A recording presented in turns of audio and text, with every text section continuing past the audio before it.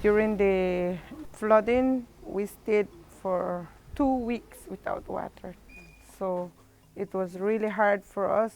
Without water, we can't do nothing, nothing, nothing. You can't wash your hand, you can't wash your dishes, you can clean nothing because there's no water. So water is very essential in our lives, and without water, we can't live. The lack of water access and quality is one of many impacts of climate change. When the climate crisis causes extreme weather events that damage water infrastructure, contaminate water supplies, and dry up water sources, it disrupts lives and livelihoods. And vulnerable populations, such as women and children in rural communities like Cristo Rey, are some of the most affected by water insecurity. One of our main reasons why we have shortage of water is because we are pumping long hours. Our village have been growing really fast, and then our water demand is really high. And sometimes we have broken pipes, especially with these rains that has come. Those culverts have been washed away, and we have been dealing with that problem. More Tomorrow Village is also grappling with a severe water problem. It's a long-standing issue that endangers even students' health. Here in More Tomorrow, we don't have any potable drinking water. At school, we don't have water like to flush bathrooms, and students can't wash their hands, so it makes it hard because then they get prone to sickness. But now, the Ministry of Sustainable Development, Climate Change, and Disaster Risk Management, through the National Climate Change Office's Enabling Gender Responsive Disaster Recovery, Climate, and Environmental Resilience in the Caribbean EnGenDER project, is tackling these water problems by donating a water bowser to the Ministry of Rural Transformation.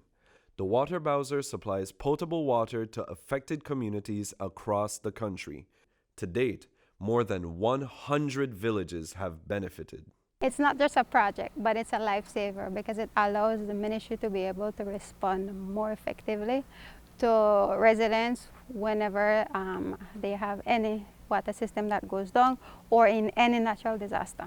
For those bigger communities, we would have to be back and forth to ensure that the majority of residents got water. So it was because of that that this water bowser was birthed. Because imagine when there was Tropical Storm Julia, we had 7 systems specifically in the Cayo district that were affected, and we responded to 3 of those communities, one right after the other consecutively, and we had the assistance of the bowser. And if we only had the support truck, imagine the amount of fuel we would have to utilize and the amount of time it would take to respond to those 3 communities. The Rural Water Supply Unit in the Ministry of Rural Transformation receives calls when there is a water issue in a village. And when an emergency occurs, like in More Tomorrow Village, the water bowser is dispatched right away to distribute water to the residents. And we decided to come and connect. They had 2 rotoplas tanks.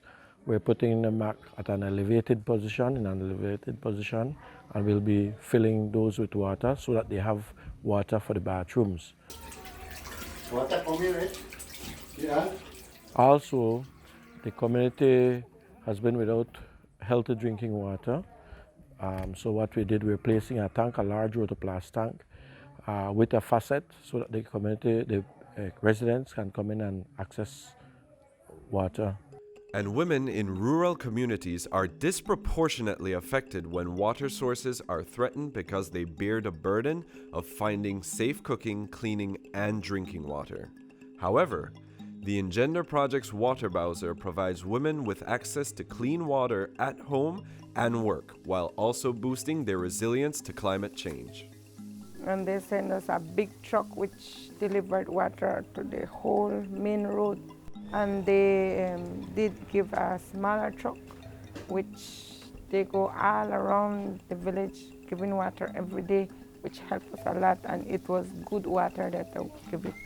While the water bowser is part of a larger plan to support climate action in Belize, this equipment has become critical to the day-to-day survival of villages throughout the country.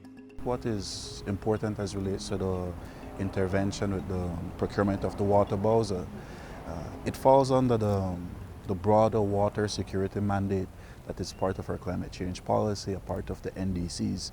It was a need.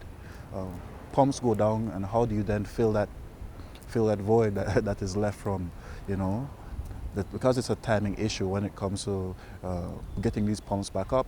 So having such a quick intervention in the form of a water bowser, it was ideal to get funding under the EnGenDER project. Access to safe drinking water and sanitation is a human right, but not all Belizeans have enough safe, accessible, and affordable water and sanitation services. That is why the EnGenDER project wants Belizeans to manage their water resources sustainably, because access to clean water has long-term effects that can strengthen and develop communities.